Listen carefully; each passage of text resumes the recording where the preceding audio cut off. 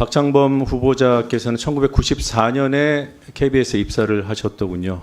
저도 YTN에 같은 해 입사를 했고 또 YTN이 한때는 뭐 작은 KBS로 불릴 정도로 KBS에서 YTN으로 이직하신 선배들로부터 언론 기본에 대해서 공부하면서 기자 생활을 시작했습니다.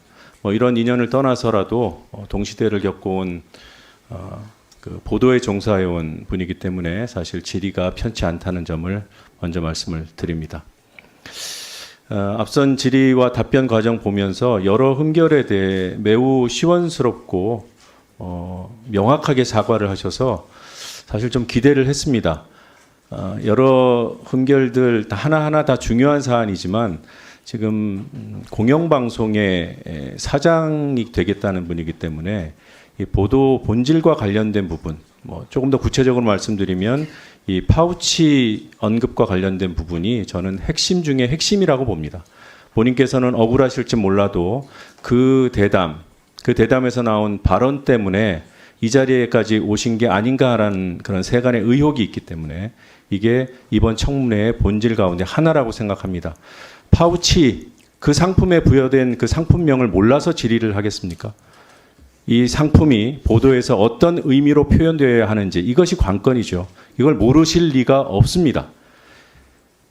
만약에 명품이라고 표현되는 것에 동의할 수 없다면 어떤 표현이 적확한지 고민하셨어야 한다고 봅니다.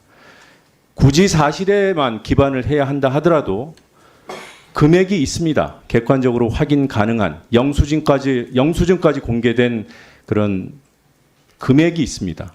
그런데 300만 원 언급하지 않으셨어요. 그리고 그 이외의 고가 화장품, 양주 이런 것들도 이미 다 공개되어 있던 상황입니다. 그런데 굳이 많은 분들이 이해하기 어려운 파우치라는 용어를 사용하셨고 또 조그만이라는 형용사를 통해서 사안을 축소하려 한다는 비난을 자초하셨어요. 이런 부분을 오랜 기간 기자하고 앵커하신 분이 모른다? 그걸 모르면 이 자리에 계시면 더더욱 안 됩니다. 아실 겁니다. 그래서 기대했던 겁니다. 기왕 본인의 어떤 흠결들, 어찌 흠결 없는 사람이 있겠습니까? 그런 것들을 털어내고 일을 시작하시기를 바라시는 것이 아닌가. 그런데 본질에 다다라서 제동이 걸리는 것을 보고 안타깝다는 생각이 들었습니다. 박 후보자님께 여쭤보죠. 근무 시간에 주식 거래를 하면 징계 사유에 해당할까요? 안 할까요? 원천적으로 못하게 돼 있습니다. 혹시 본인은 근무하면서 근무 시간에 주식 거래를 한 사실이 있습니까? 제 기억으로는 없습니다. 서면 답변에 일부 근무 시간에 거래를 했을 수 있다 이렇게 답변하셨습니다. 제가 이제 확인해 보니까요. 9시 이전에 주문을 해놓으면 그때 체결되는 상황에 따라서 이제 근무 시간에 체결되는 경우도 있었고요. 네. 의원님께서 주신 날짜 확인해 보면은 제가 최근 몇 년 동안은 이른바 9 to 6 근무를 한 적이 거의 없습니다. 네.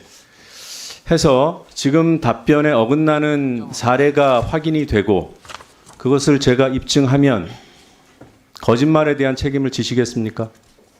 입증 자료를 주시면 저도 끝까지 확인해서 맞는지 안 맞는지 확인 말씀을 네, 드리겠습니다. 지금 아니라고 하셨으면 네. 이건 가정을 전제로 한 것이 아니라 본인의 발언, 본인의 국회에서의 답변에 책임지는 문제를 말씀드리는 겁니다. 거짓이면 어떻게 책임지시겠습니까? 제가 확인하고 거짓이면 어떻게 거짓말이 확인하시겠습니까? 드러난다면 어떻게 당연히, 책임지시겠습니까? 네, 사과를 하겠습니다. 하지만 제 기억으로는 일단 시스템으로 막혀 있고 저희가 이제 접속이 안 됩니다. 그리고 주식 거래는 여러 채널을 쓸 수 있죠. 그리고 주식 거래의 흔적은 다 남아 있습니다. 제가 파악한 바로는 휴가가 아니면 설명이 안 되는 거래가 상당수 있습니다. 저희에게 제출해 주신 주식 거래 50차례 정도 돼요.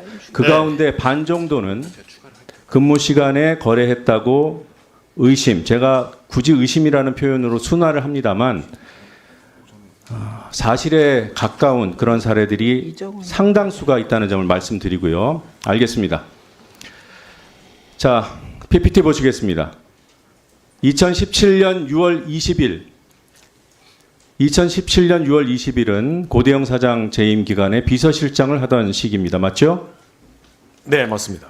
네, 이때 질환지교 시큐리티라는 종목을 거래를 하셨는데 평일이고 매수 25회가 체결됐습니다.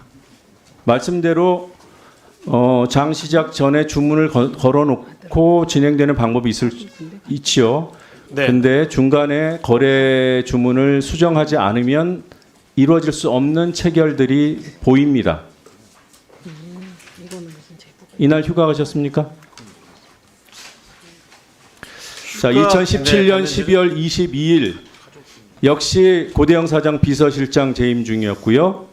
이때는 더더욱 회사 동료들이 파업을 하고 있던 시기입니다.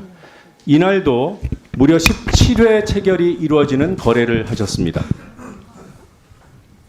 이때도 시간대 분석을 해보면 장 시작 전에 주문 걸어놓고 그냥 기다렸다 설명이 안 됩니다. 이날도 휴가 가셨습니까? 휴가 기록을 확인해 봐야겠는데요. 네. 그 제가 네, 알겠습니다. 그래서 휴가 기록을 미리 확인하려고 했던 거예요. 이런 것들을 가리기 위해서 안 준다고 의심하게 됐던 것이고요. 제출하겠습니다. 그리고 모두 18개 종목 거래를 하신 것으로 파악이 됐습니다. 제출하신 자료에 따르면. 근데 혹시 소위 말하는 잡주, 혹시 거래할 때 그런 잡주에 주목해서 투자를 하시는지요? 잡주라고 생각했으면 투자를 안 했겠죠. 지금 확인되는 투자 종목 18개 가운데 6개가 지금 상장 폐지가 돼 있고요. 그리고 또 거래 중지돼 있습니다. 6개 중에서 4건은 4종목은 상장 폐지고 2종목은 거래 중지 상태예요. 최근에 거래하신 종목도 2종목이 거래 중지 상태입니다. 그래서 저는 매우 무모한 투자를 하시는 게 아닌가 이런 생각을 하고 있어요. 뭐 종목이 생각이 안 나실 겁니다. 나노 하이텔 기억하세요? 나노 하이텔이요? 네. 그 제가 사지 않은 것 같은데요. 테라 리소스 기억하세요? 그것도 제가 산 주식이 아닌 것 같아요. SK 컴즈 기억하십니까? 혹시 저희 아내가 산 주식일 수 있는? BNC 컴퍼니 거래하셨어요? 제가 아닌데요. 제넨바이오? 아닙니다. 저는 아닙니다. 비유 테크놀로지? 그건 맞습니다. 호텔 그거 신라? 딱 하나. 호텔 신라. 지금 앞서 말씀드린 6개는 네. 상장 폐지 내지 거래 중지고요. 호텔 신라, 네, 예전에 하나 에어로스페이스, 그거 아닌 것 같습니다. 제 유한양행. 거래 종목이 아닌 것 같은데. 배우자 자료는 못 준다고 했어요. 이게 만약에 배우자 자료라면 지금 청문 준비를 심각하게 불성실하게 했거나 사안을 왜곡하기 위해서 지금 뭔가 꼼수를 부렸다는 그런 판단이 가능할 수밖에 없어요. 네, 의원님. 배우자 주식 보유 현황과 거래 자료 즉각 제출하겠습니다. 제가 알기로는 전체 거래 총액이 1,500만 원 정도 되는 걸로 알고 있는데요. 즉각 제출하겠습니다. 배우자의 거래가요? 네. 네, 그러면은 지금 제가 말씀드리는 거는 섞여 있거나 우리 후보자께서 거래하신 내역이 맞습니다. 왜냐? 단일 거래가 1억 5천짜리도 있어요. 1억 2천짜리도 있고 8천만 원, 6천만 원 단일 거래가 하루에 거래된 것들. 네. 제출하겠습니다. 이거 시간을 다 까먹어 버렸는데. 자, 투자 실적을 그래서 확인해 봤더니 이 매수금 기준으로 탑3 하나 에어로스페이스 1억 5천만 원 정도 하루에 거래하셨어요. 매수하셨어요. 그리고 유한 양액을 하루 동안에 1억 2천만 원 이상 매수하셨습니다. 제넨바이오는 9천만 원 정도 거래하셨고요. 그런데 이 탑3, 그러니까 좀 더 신경 쓰고 좀 더 신중하게 투자하셨을 이 덩치가 큰 거래에서 다 손실을 보셨어요. 그리고 총 손익을 따져보니까 4천만 원의 손해를 보셨더군요. 맞습니다. 네. 그래서 저는 좀 그 무모한 투자에 이어서 투자가 좀 죄송합니다만 무능하신 게 아닌가 이런 생각을 하게 됐습니다. 하나 에어로스페이스 사례를 한번 보시죠. 6만 5천 원대에 매수하셔서 5만 7천 원에 매도하셨습니다. 그런데 지금 현재가가 주당 40만 원이에요.